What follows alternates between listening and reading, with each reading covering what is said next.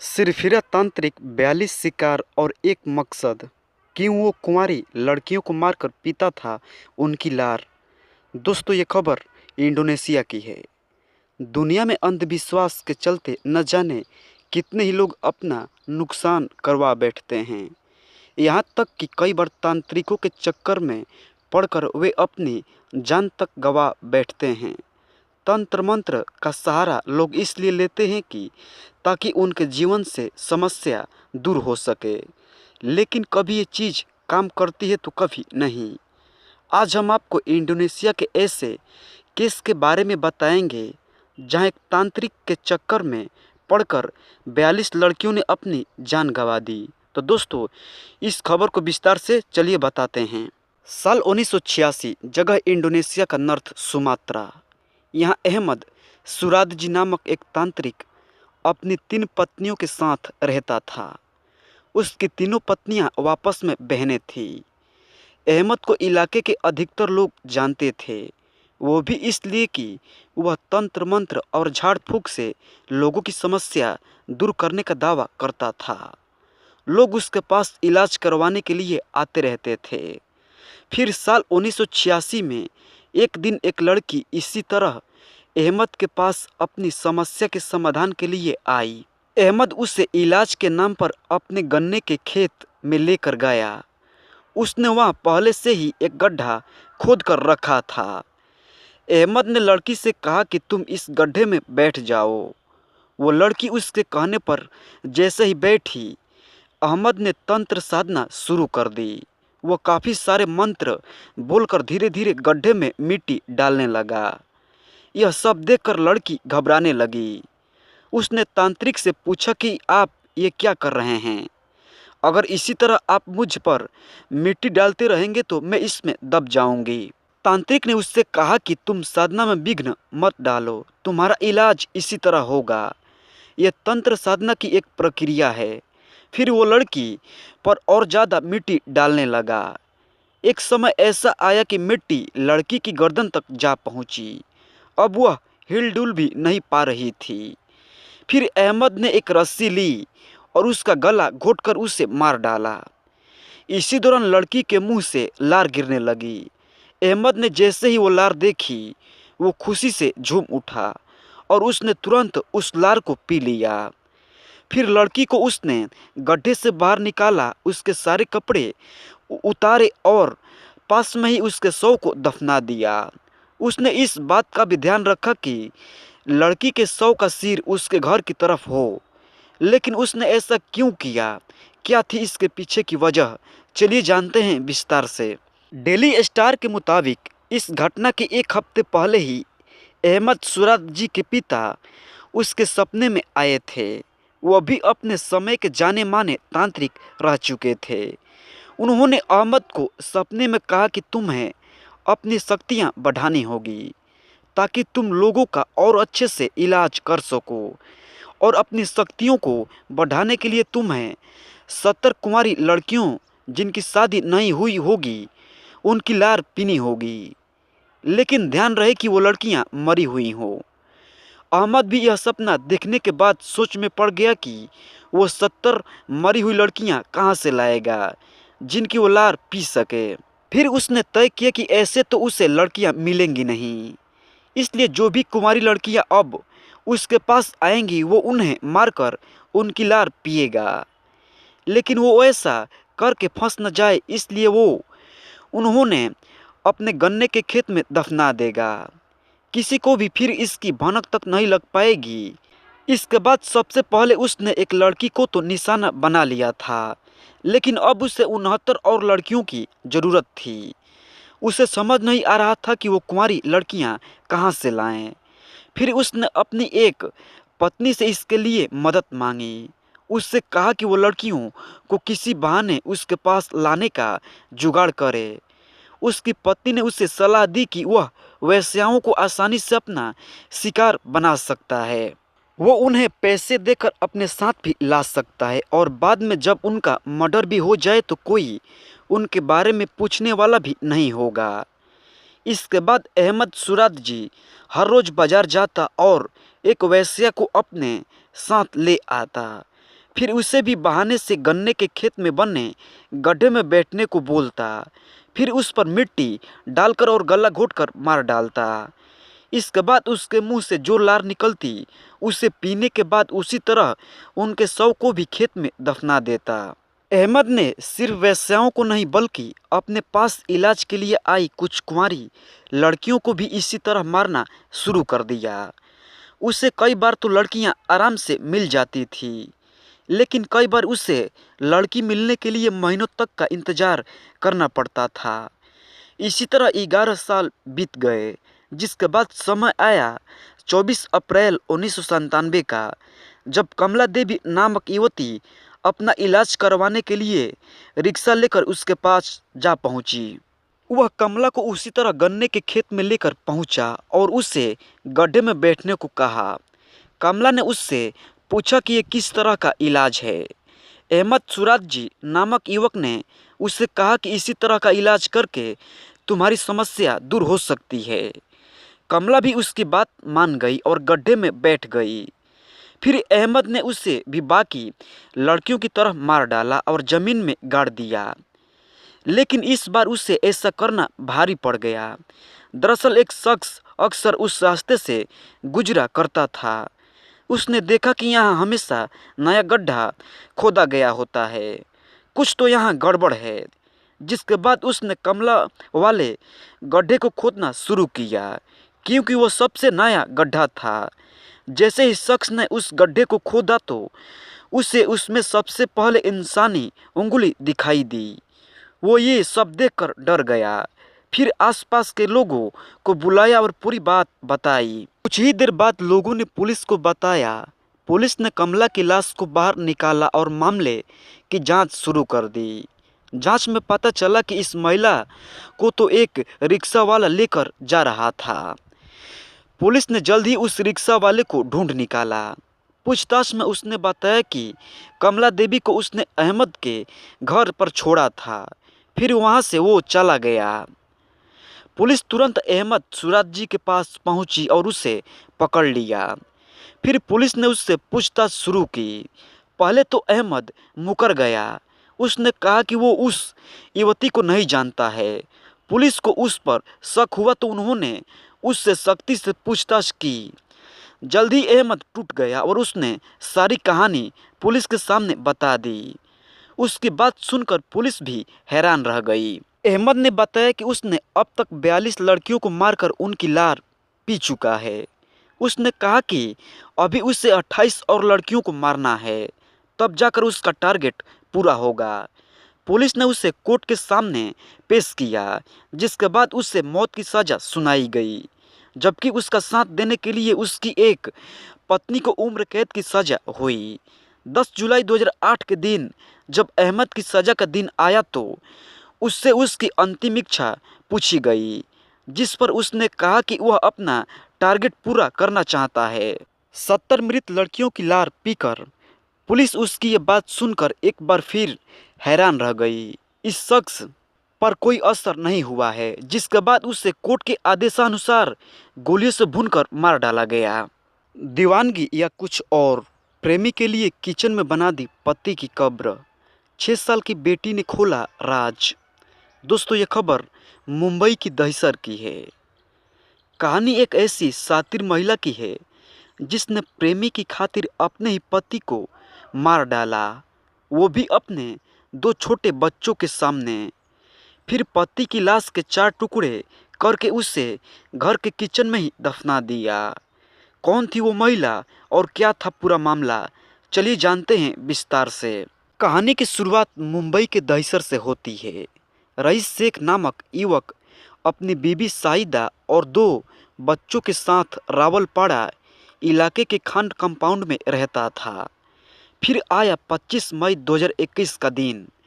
सुबह सुबह Sahida Dahisar police station पहुंची। यहाँ उसने पुलिस को बताया कि उसका पति कुछ दिन पहले काम के लिए बाहर गया हुआ था, लेकिन घर नहीं लौटा। साहिदा ने बताया कि उसने पति को ढूंढने की काफ़ी कोशिश की, फिर उसका कहीं पता नहीं लग पाया। पुलिस ने साहिदा की तहरीर पर गुमशुदगी का मामला दर्ज कर लिया और जांच शुरू कर दी।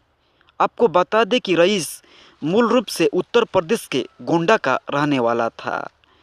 साल 2012 में घरवालों ने उसकी शादी साइदा से करवाई। रईस छोटे मोटे काम करके पैसा कमाता था। पहले तो सब सही चल रहा था, लेकिन जब उसकी बीवी ने 2 बच्चों को जन्म दिया तो परिवार बढ़ गया। परिवार बढ़ने से खर्चे भी बढ़ने लगे। कम आमदनी के चलते घर नहीं चल पा रहा था। ऐसे में किसी जानकार ने रईस को सुझाव दिया कि वह मुंबई आकर नौकरी करे। वह जानकार भी मुंबई में ही रहता था। उसके कहने पर रईस ने मुंबई आने का मन बना लिया ताकि वह पैसा कमाकर परिवार को एक बेहतर जिंदगी दे सके। उसने बीबी से कहा कि जब वह मुंबई में अच्छा से सेटल हो जाएगा तो उसे और बच्चों को भी अपने पास बुला लेगा। यह कहकर रईस मुंबई पहुंच गया। यहाँ मुंबई के दहिसर में ही एक कपड़ों की दुकान में उसे सेल्समैन की नौकरी मिल गई। पैसे भी अच्छे मिल रहे थे। कुछ महीनों बाद जब उसे लगने लगा कि अब उसे अपनी बीवी और बच्चों को बुला लेना चाहिए तो उसने किराए पर एक चॉल ले ली। फिर गोंडा जाकर बीवी और बच्चों को मुंबई ले आया। दिन अच्छे से बीत रहे थे। रईस खुश था कि अब उसकी ज़िंदगी अच्छे से कटेगी, लेकिन उसे नहीं पता था कि बीवी को मुंबई लाना उसके जीवन का सबसे बड़ी भूल होगी। दरअसल मुंबई के दहिसर आने के बाद 27 वर्षीय साइदा की उसके पड़ोस के ही चौल में रहने वाले युवक अनिकेत मिश्रा उर्फ अमित से नज़दीकियां बढ़ने लगी। धीरे धीरे दोनों के बीच शारीरिक संबंध भी बन गए।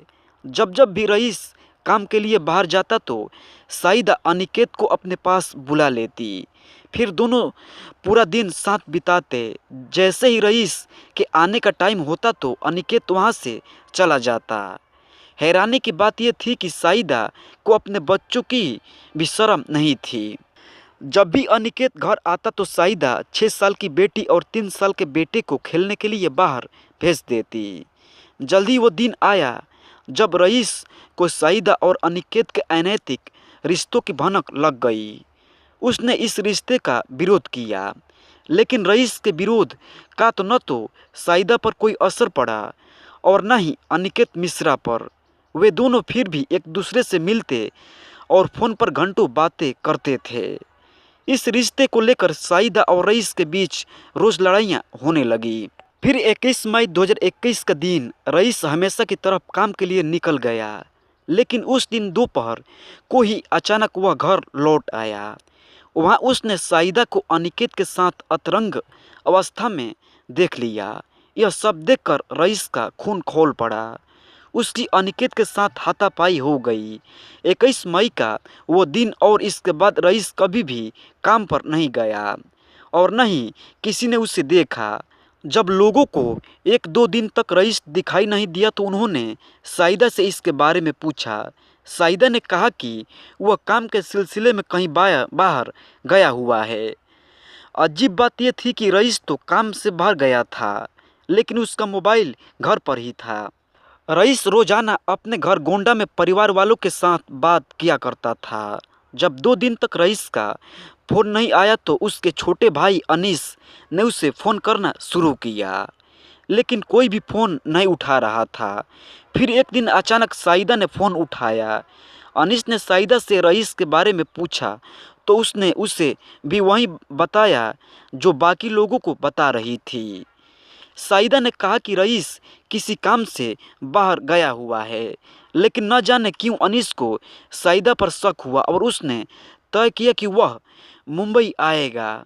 उसने साइदा को भी कहा कि वह मुंबई आ रहा है। यह सुनते ही साइदा ने 25 मई 2021 को पुलिस स्टेशन में रईस की गुमशुदगी की रिपोर्ट दर्ज करवा दी। इधर अनीस में मुंबई आ गया। वह उस दुकान में गया जहां रईस नौकरी करता था। उन्होंने बताया कि रईस तो 21 मई 2021 के बाद से काम पर नहीं आया। रईस के दोस्तों से भी अनीस ने बात की। उन्होंने भी यही कहा कि उनकी रईस से 21 मई 2021 के बाद कोई बात नहीं हुई है। रईस को गायब हुए 11 दिन हो गए थे। फिर एक दिन अचानक रईस की 6 वर्षीय बेटी ने चाचा अनीस को ऐसी बात बताई जिसे सुनकर उसके होश उड़ गए। उस बच्ची ने बताया, मम्मी ने एक अंकल के साथ मिलकर पापा को मार दिया है। एक 6 साल की बच्ची कभी ऐसी बातें खुद के दिमाग से तो बिल्कुल नहीं बना सकती। अनीस ने तुरंत इसकी खबर पुलिस को दी। मुंबई के दहिसर पुलिस तुरंत रईस के चौल में आ पहुंची। बच्ची ने पुलिस को बताया कि उसकी मां ने रईस को मारकर किचन में दफना दिया है। पुलिस ने किचन की खुदाई शुरू की तो वहां से इंसानी लाश के टुकड़े मिलने शुरू हो गए। पुलिस ने तुरंत साइदा को गिरफ्तार किया और उससे पूछताछ शुरू की। साइदा जल्द ही टूट गई और उसने गुनाह कबूल कर लिया। उसने बताया कि अनिकेत के साथ मिलकर उसने रईस को मारा है। साइदा ने बताया कि उसने 21 मई 2021 के दिन रईस का मर्डर किया, लेकिन उसने रईस के मर्डर की प्लानिंग इससे पहले ही बना ली थी। उसने बताया कि वह पहले से ही बाजार से कुल्हाड़ी, सीमेंट, रेत और टाइल खरीद कर लाई थी। जब रईस ने वह सामने देखा था तो उसने इस बारे में पूछा भी था कि ये सामान क्यों लाई हो। तब साइदा ने उससे कहा कि किचन में काफ़ी सीलन आती है, इसलिए वह यहाँ टाइल लगा देगी। लेकिन रईस इस बात से अनजान था कि ये तो उसकी मौत की सामग्री है। फिर जब 21 मई 2021 के दिन रईस और अनिकेत की लड़ाई हुई तो मौका पाकर साइदा किचन से चाकू ले आई। फिर दोनों ने मिलकर बच्चों के सामने ही रईस को चाकू मारकर मौत के घाट उतार दिया। बच्चों को भी उसने धमकी दी कि अगर उन्होंने इस बारे में किसी को भी बताया तो वह उन दोनों को भी पानी के ड्रम में डुबोकर मार डालेगी। बच्चे माँ की बात से इतना सहम गए कि उन्होंने इस बारे में किसी को नहीं बताया। साइदा ने पुलिस को बताया कि इसके बाद उसने अनिकेत के साथ मिलकर रईस के शव को किचन में दफनाने की कोशिश की, लेकिन किचन इतना छोटा था कि रईस की लाश उसमें फिट नहीं आ रही थी। इसलिए उन्होंने लाश के 4 टुकड़े किए और फिर उसे किचन में दफना दिया। साइदा के बयान के बाद पुलिस ने अनिकेत को भी गिरफ्तार कर लिया। कोर्ट में दोनों को पेश करके जेल भेज दिया गया। आज भी दोनों जेल में बंद है। तो वहीं रईस के दोनों बच्चे चाचा और दादा दादी के साथ गोंडा में रह रहे हैं। 6 शैतानी आत्माएं, 67 बार झाड़ फूंक, फिर ऐसे चली गई 23 साल की लड़की की जान। दोस्तों ये खबर जर्मनी की है। जर्मनी के बावरिया शहर में 21 सितंबर 1951 को एनालिस मिशेल का जन्म हुआ। 16 साल की उम्र में उसे टेम्पोरल लोब एपिलेप्सी नामक बीमारी हो गई। कई जगह इलाज करवाया गया लेकिन वह ठीक नहीं हुई। उसके माता पिता ने फिर पादरियों को दिखाया, जिसके बाद पता चला कि एनालिस के शरीर में 6 शैतानी आत्माएं रह रही हैं। उसके बाद एनालिस के साथ क्या हुआ, चलिए जानते हैं विस्तार से। दुनिया के कई लोग भूत पिशाच पर विश्वास करते हैं तो कई लोग इसे महज वहम मानते हैं, मगर ये ऐसी सच्ची कहानी है जिसे सुनकर आपको भी आत्माओं पर यकीन होने लगेगा। यह कहानी इसलिए भी अहम है क्योंकि यह उस देश की है यहाँ विज्ञान पर तर्क और विश्वास किया जाता है। यहाँ अंधविश्वास की कोई जगह नहीं है। कहानी है एनालिस मिशेल की। उसका जन्म जर्मनी के बावरिया शहर में 21 सितंबर 1952 को हुआ था। परिवार ईसाई धर्म से ताल्लुक़ रखता था। वे लोग धर्म को लेकर बेहद कट्टर थे। वो ईश्वर को मानते थे और अपने धर्म का प्रचार और प्रसार करते थे। परिवार वालों को देखकर एनालिस ने भी यही सोचा था कि वह बड़े होकर अपने धर्म को प्रचार करेगी, मगर किस्मत को कुछ और ही मंजूर था। जब एनालिस 16 साल की हुई तो वह टेम्पोरल लोब एपिलेप्सी नामक बीमारी का शिकार हो गई।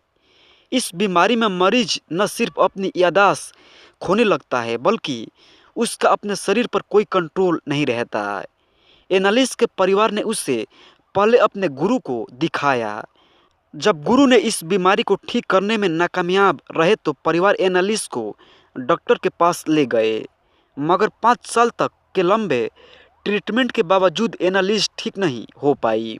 बच्ची की तबीयत दिन पर दिन खराब होती जा रही थी। वह अजीबोगरीब हरकतें करती, जिसे देखकर परिवार और परेशान हो गया। फिर उन्होंने ये समझ लिया कि उनकी बेटी को कोई बीमारी नहीं हुई है, उसके अंदर किसी भूत प्रेत का वास हो गया है।